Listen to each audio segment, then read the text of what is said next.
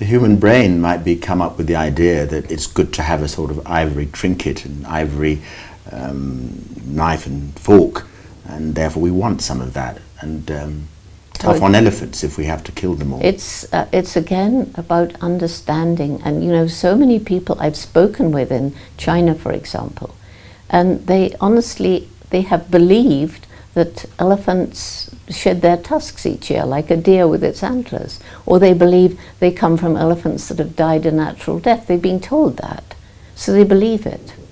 And so it's a question of education. We have our youth program right across mainland China, and even as we speak, they're just starting this campaign of, you know, don't buy ivory, it's causing blood, and these animals, you know, they're intelligent, they're wonderful, they're wise, they live many, many years, strong family connections, just like the apes.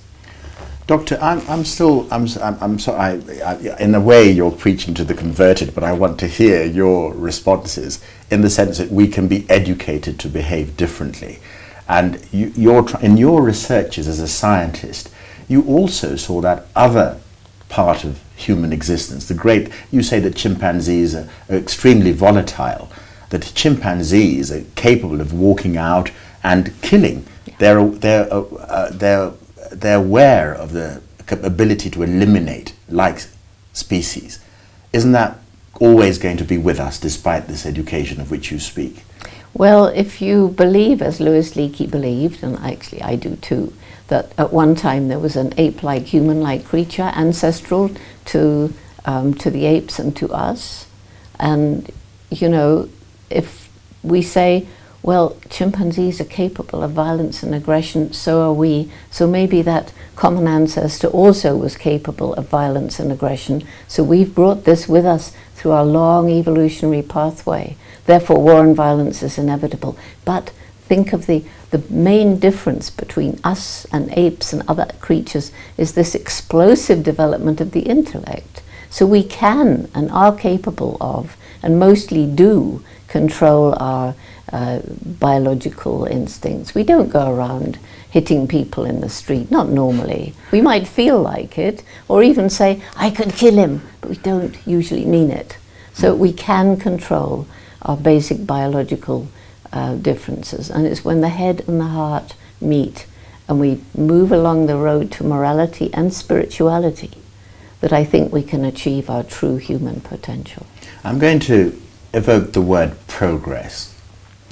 Isn't the price of progress what we're having now? If we're going to have factories to produce whatever we want, isn't progress the downside that certain things are going to suffer? Why not let those things be animals?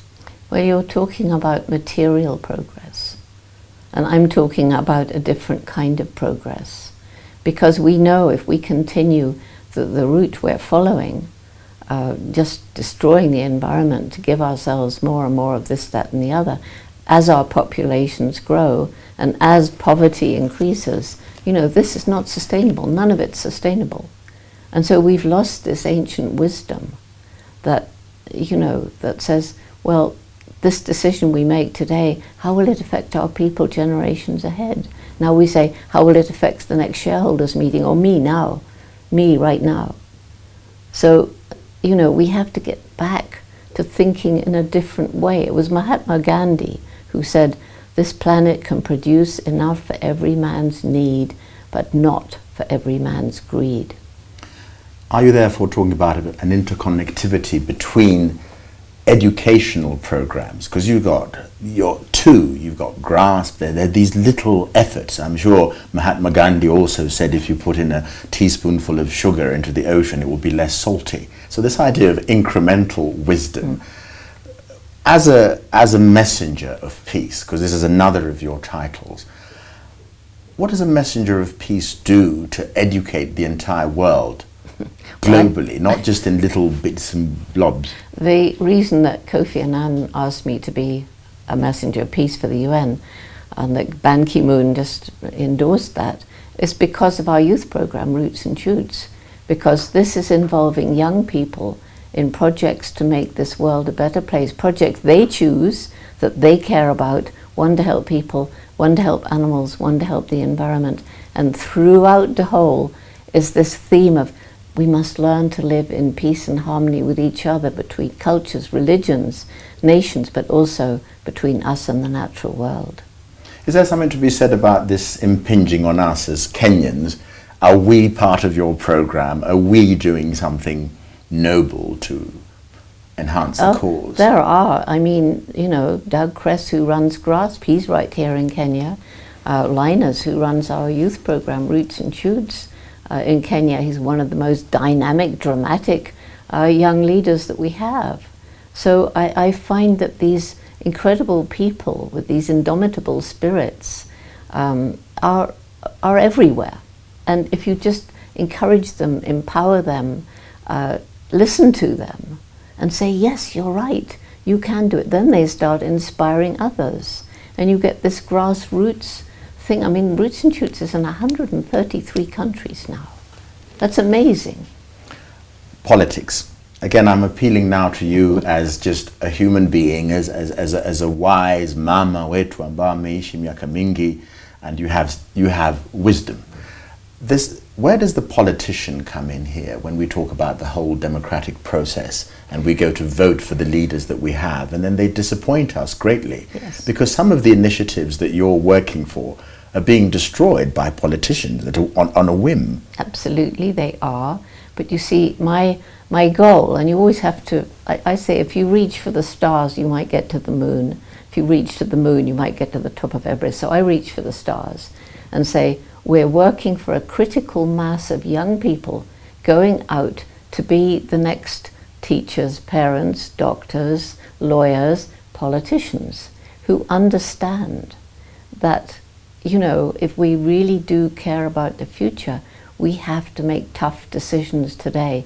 And we keep blaming politicians. Well, if I take politicians in, let's say, the US, you know, they go into politics and they have some really good ethical views, and they're trying to make change. But if they don't have at least 50% of their electorate behind them to support them in a change which might mean everybody's tightening his belt a notch, then they either go on pushing for something which means they won't be re-elected, or they change.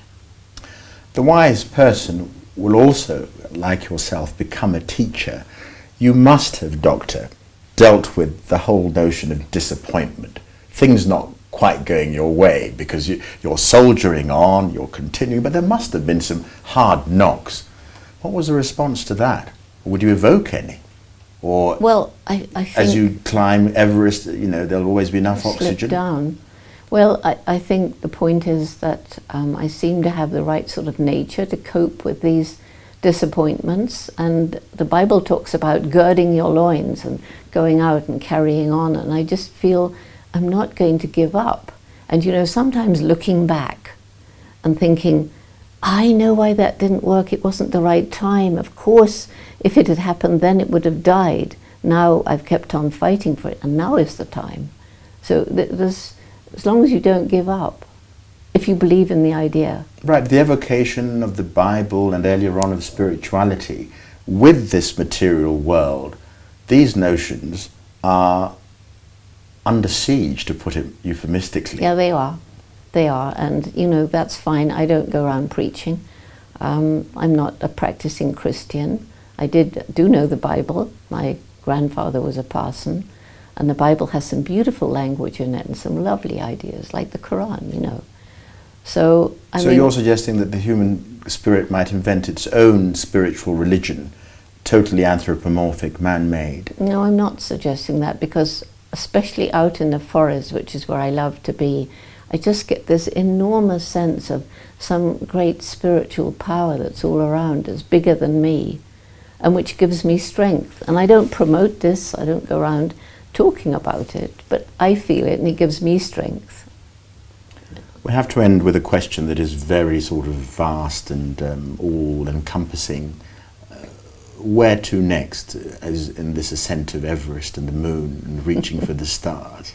Well, I think really for me, you know, I'm nearly 80. I think for me the thing is to soldier on and to try to grow the programs that I know are successful.